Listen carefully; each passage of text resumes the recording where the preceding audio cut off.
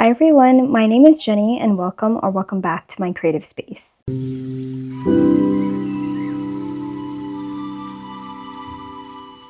today's video, we are going to be doing a weekly reading vlog where I read some of my anticipated releases for this year.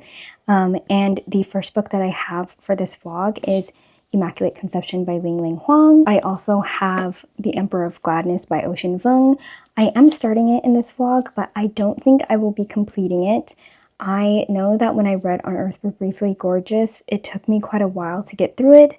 Not because I didn't enjoy it, but mostly because I was just taking my time to digest the story. And this one is like double the page length of On Earth We're Briefly Gorgeous. So I just wanted to let you know I am starting it, but you might see this at the end of the month in a wrap-up or maybe the following month, but I am going to be taking my time and enjoying the writing in this. And the last book that I have for this vlog is Vera Wong's Guide to Snooping on a Dead Man, that I have as an audiobook copy from my library, and I am so excited for that one as I enjoyed my audiobook experience with book one last year, and I'm so excited to see what sort of shenanigans Vera Wong gets herself up to.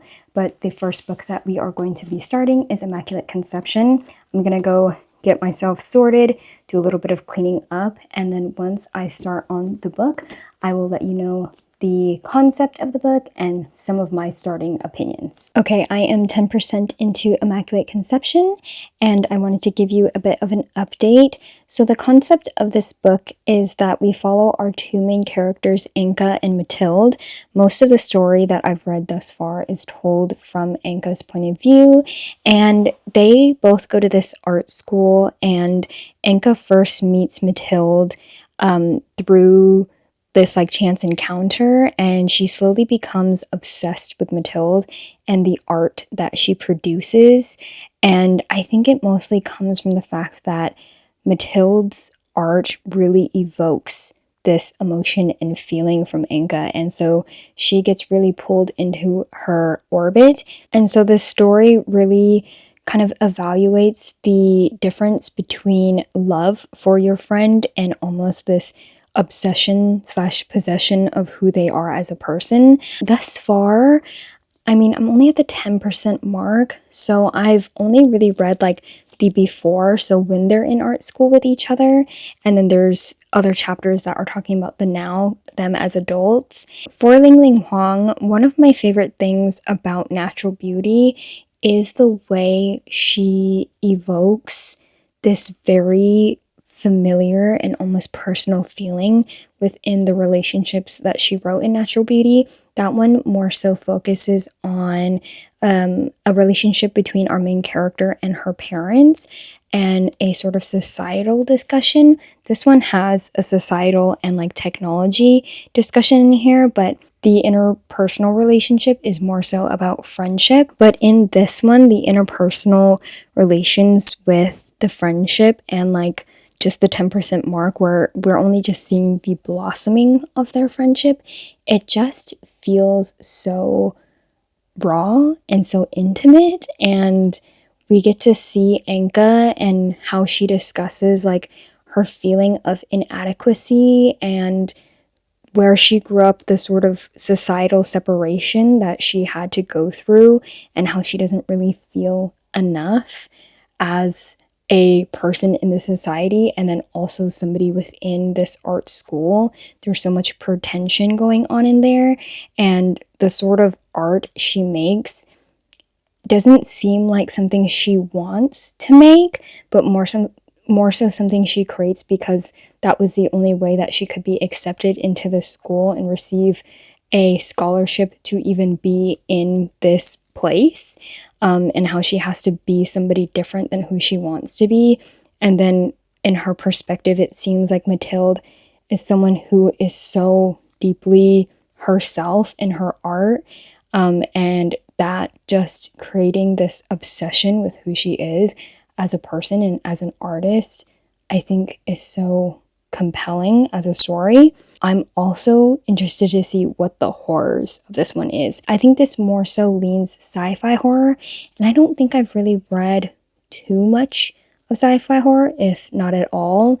So we'll see how that goes. But thus far, Ling Ling Huang's writing is just as beautiful and as stunning as Natural Beauty. If anything, I feel like as a writer, she has grown so much more from book one, and just the feeling of melancholy and like drama and intrigue that is already set up in the first 10%. I really applaud Ling Ling Huang for all that. I am here to do an update of Immaculate Conception. I believe I'm like 60% into the book. I'm in part 2, chapter 6. And I will say from the first update that I filmed, the writing still continues to be stunning, but I think from the 10 to probably 40% mark, I was having trouble getting invested into the story. In part 1, we're focusing a lot about the past in regards to where Mathilde and Enka are at in their schooling and the programs they're doing for art. And I believe it's more so to kind of build their friendship in that part. But to me, the believability of them being best friends and so involved in each other's lives that like they can't be apart didn't feel believable to me. Like I did not believe that they were like that close of friends and that they really mattered that intrinsically to each other. So I think because of that, I was having a hard time investing myself into the story and kind of getting situated in it. But in part 2 now, there are certain plot points that have happened and have progressed that I find quite interesting. And I'm wondering where Ling Ling Huang is going to go in regards to the dynamic of their friendship now that we kind of are more so in the present timeline in this story. I will say that I really do appreciate the conversations that we're having here about jealousy and comparison, especially when your best friend is somebody who is so highly regarded in the same field of work that you are in. I think that discussion is very interesting, but plot-wise, I'm not entirely sure where we're going with this. And also, it doesn't feel as horrific as I was expecting it to. This feels so much more literary fiction with dashes of like light societal horror, if that makes sense. Like there are kind of sci-fi moments that have come up in this one, but it feels so ingrained with where we are at the story that it doesn't feel out of place. And the horrific moments seem so much more of like the kind of things people put themselves through in order to make art. That makes sense, but it's not the same vibe and energy of horror as Natural Beauty was, where I think like probably in the first 20% I was like, this shit is crazy. Whereas this one I'm like, this feels like such an entangled, messy, almost one-sided obsession with another woman, but that feels so much more literary fiction to me than it does horror. I will say there have been very weird and uncomfortable moments in regards to like certain relational dynamics and certain like art pieces that have been discussed in this. Because Mathilde is a sort of performance artist, there are certain art exhibitions that she has done where I'm sitting here like,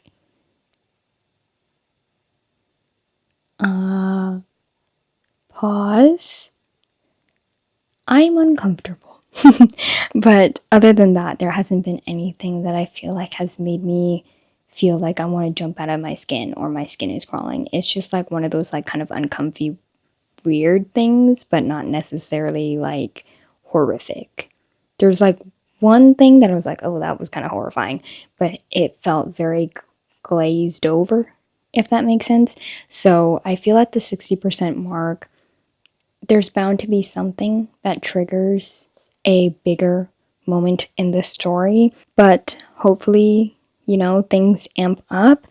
Other than that, I think I will be able to finish it. It reads quite quickly despite me feeling like the pacing lulls a bit in this one, but I think because Ling Ling Huang has such beautiful writing and prose, it moves the story along despite me being conscious of the fact that like I feel we're kind of stuck in pacing at the moment.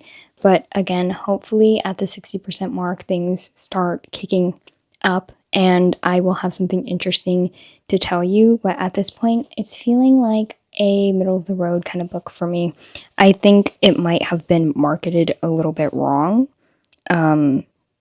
because I was expecting more horrific, more plot forward than what we've gotten at this point. I have finished this book and I'm attempting to sum up my thoughts and opinions. I think this falls in a 3.5-star rating. I really did enjoy Li Ling Hong's writing and just the prose, beautiful, stunning. I think Li Ling Hong really excels in just making things feel so intimate and so personal. But the thing that fell flat for me was the pacing in this one. It just felt like so much of the conversations that wanted to be had in regards to like interpersonal relationship and how society impacts the characters' choices with her relationships were really, really tacked on to the tail end of the novel, where I think it could have been spread out a little bit more evenly within part 2 and part 3. Part 1, I feel like, really lulled and was a bit of a drag to get through as we are kind of focused on the main characters in their educational life and when they're younger. And I feel like we focused so much on that, but it didn't feel like the story was going anywhere, or I didn't feel any more connected with the characters. And even though like the writing in those moments were really beautifully done, I feel like it didn't add anything in regards to Enga and Mathilde. I feel like Mathilde was this very elusive type of character, and like because we get to read the entire book through Enga's point of view, I think at that part 1 section, I was having a hard time trying to like anchor myself within who she was as a person. Whether that's purposely done or not, it could have been, and it went completely over my head. But I will say pacing issues were probably the biggest reason as to why I'm giving it a 3.5-star.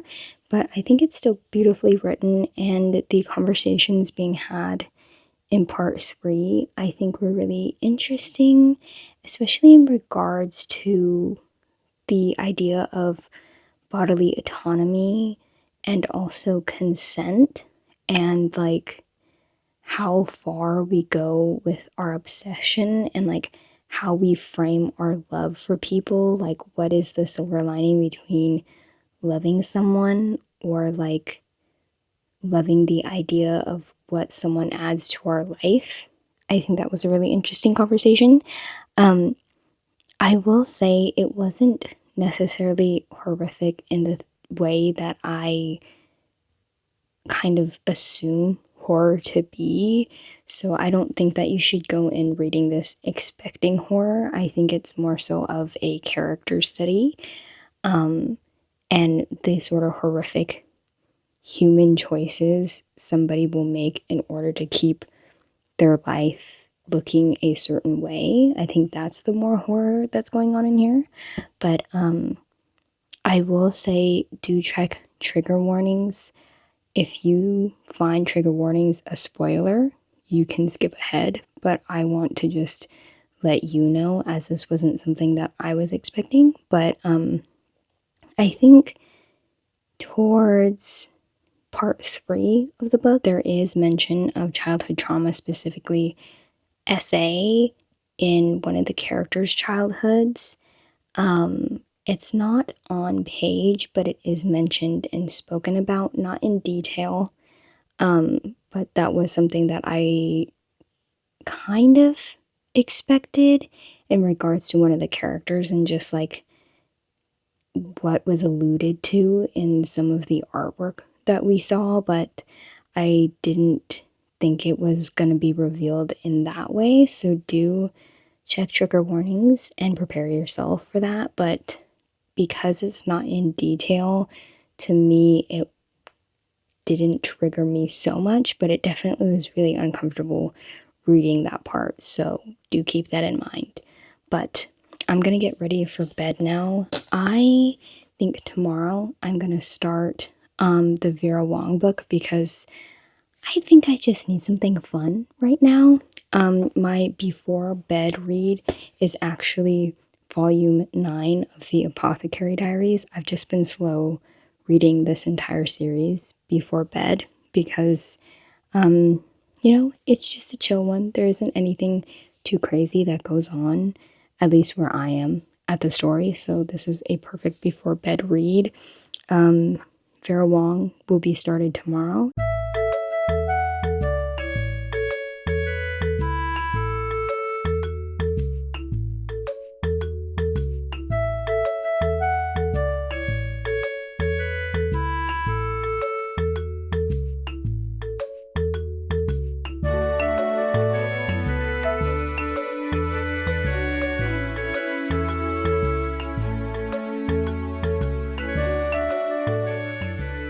So I have started Vera Wong as promised, and because this is like the second in a kind of murder mystery series, I won't get into too much detail, but just right from the beginning of chapter 1, it just felt like coming home, to be honest, like getting to see Vera and her tea shop and the kind of neighborhood rivalry she has with an opposing business in the same like street that she works at, and getting to see the sort of found family she created in book 1 come back together again in book 2 is just so nice, and just her energy in general is so uplifting, and this is definitely the type of story and tone that I need in like the way I'm feeling right now. I think it just is such a mood booster.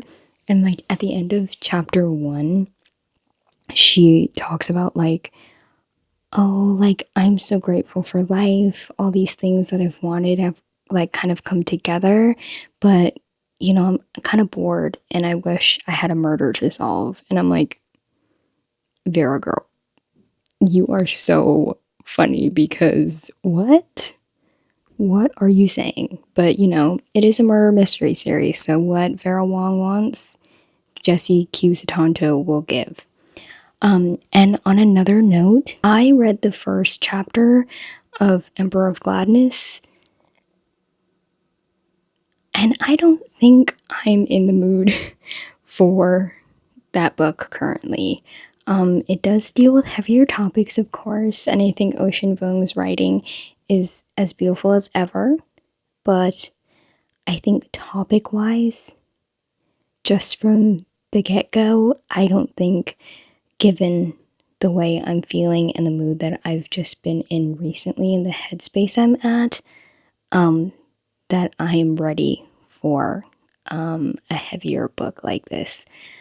So we're gonna put Emperor of Gladness on hold for now. The book will be there when I'm ready. It's not going anywhere, so it's fine that I'm putting that down. The biggest update here is that I've started Vera Wong. I've been enjoying the tone of Vera Wong, and hopefully that book can just bring a lot of joy back into my life. Hello, if I sound a little stuffed up, it's because before I filmed this clip, I had an intense allergy attack, so I sound really weird and silly right now, but I just wanted to film this clip right now because, to be transparent, yesterday I didn't do any reading besides that volume of Apothecary Diaries I've been reading before bed. Like, that's the only reading I've done in the past 2 days, I believe, since I last updated you on, what was it? Immaculate Conception. But I had a work task today that I really had to like lock in on, and so I ended up reading 80% of Vera Wong's Snooping on a Dead Man. And oh my gosh, that book, I don't want to say too much about it because One, it's the second in a series, and two, it is a murder mystery, so I don't want to like say too much about what's going on. But I honestly, before I started this book, have been kind of pushing it off and been a little bit scared because last year Vera Wong's Unsolicited Guide to Murder, Four Murders, something. It has such a long title, I keep forgetting. But that one was a 5-star, made to my top 10. And so I was like, is this going to hit the same way? And I know with it being a new mystery, there's going to be a new cast involved. And so I've had my worries about it. But oh my gosh, I think when I hit the 40% mark, I mean, like, I was enjoying it the entire time. There was a moment that Vera had with one of the characters that made me want to, like, sob and laugh all at once. I really enjoy how solid of a character Vera Wong is, and, like, you can tell Jessie Q Sutanto knows her story front to back. Like, she is such a well-realized character, and, like, her character is so consistent. She has so much wit, so much charm, and she is so personable in a way that makes her feel like a real person. And I think that is the shining characteristic in this series is Vera Wong as a character. She is so strong as a character and such a great grounding point in the story. The way that this series works is that Vera stumbles upon a murder because she's like a nosy Chinese grandma. She decides to stick her nose in other people's business, and at first it's kind of like it feels like this kind of neighborhood gossip type thing, and then she slowly like connects a few different people who had some sort of relation with the person who is murdered. She kind of gathers them around, and they're not necessarily suspects, but she's like, you know, you could be guilty, but I'm here to get to know you and understand you as a person, because she can tell that these people are in need of community and of support, because she herself is someone who was very lost, very lonely, and she can see that in these people who are her potential suspects, which is such a silly setup, but at the same time so completely heartwarming. And right now I'm at the 80% mark of the book, and it's just like, not only is it silly, goofy, heartwarming, funny, you know, but there's also very hard hitting emotional moments that hold a lot of weight in the story that is just so compelling. And then there are like these character reveals and unravelings of like the people that she is getting to know that is so shocking. Although the story does center around murder and death, to see how the loss of somebody can bring so many different people together has its strange, heartwarming quality to it.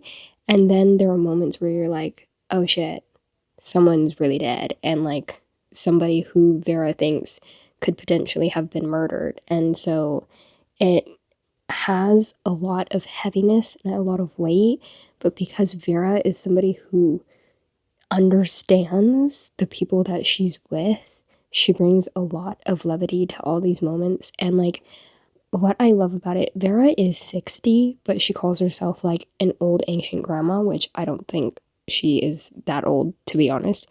But she kind of throws around her age because she's like, as an Asian woman, like, it's very respectable to be old. She bridges like the age gap between the people she's knowing so easily, and she just has such easy charisma. And I love that about her character, and it just feels like a warm hug getting to read this book and getting to be with Vera. Yeah, it's just like one of those books where I'm like, you just gotta read it to experience it. I highly recommend that you read it with the audio because the narrator brings Vera to life. It feels like somebody that I know when I listen to this audiobook. I'm like, this is my auntie. Like, I know her. She knows me. She brings the best advice. She cooks the best food. Like, what an amazing character. Whatever inspired the author to write this series, God bless, honestly. It's like one of those series, it's like, it is a murder mystery, it is silly, but at the same time, I'm like, this means so much to me. You don't understand. And the drama of my voice right now because of the allergies that I'm having, like, I do feel this emotional. I do when I read this book. What a beautiful book. If you haven't read Vera Wong, please do.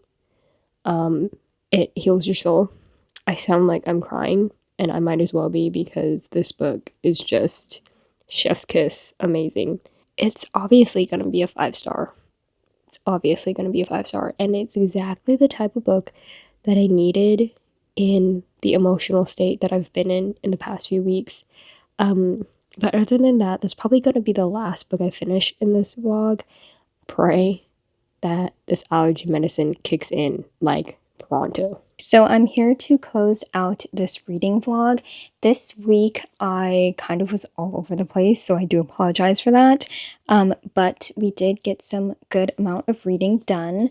I completed Immaculate Conception in this vlog, which I gave a 3.5. I think the concepts in here and themes were really interesting and the writing was really beautiful, but I think that the pacing was a bit off, and I wish that we could have dwelled a bit more on the thematics that happened in part 3, and I think if that was spread out throughout the book a little bit more evenly, it could have been a 4 and even a 5-star read for me, but I think still a pretty good one, and there's a lot of talking points in this, so if you wanted to do like a little book club discussion, I think this is a great book for that. The second book that I completed in this vlog was Vera Wong's Guide to Snooping on a Dead Man. That one I did give a 5-star. It was exactly the type of book that I needed to read, kind of where I'm at right now emotionally. It feels so comforting, and it's so nice to be back with Vera and to see some of the people in the last book be featured in this one, and just getting to see her build so much more community in this. I think that is the greatest strength of Vera Wong, not only her as a stable pillar within the story, but her ability to bridge the gap between so many different generations and to build beautiful community around her. It's such a heartwarming book, despite there being more difficult topics in regards to the murder mystery that she is attempting to solve, but such a great time, so silly, so goofy, 10 out of 10. Love that book so much. Then I also wanted to update you on the Apothecary Diaries Volume 9. I believe once I started this vlog, I was around 30 to 40%. I'm now at like 81% into this book, so I definitely will be able to finish it within the next probably 2 days or so. This is my before bedtime read, and I just got to a chapter that my Kindle says is going to take me an hour to read.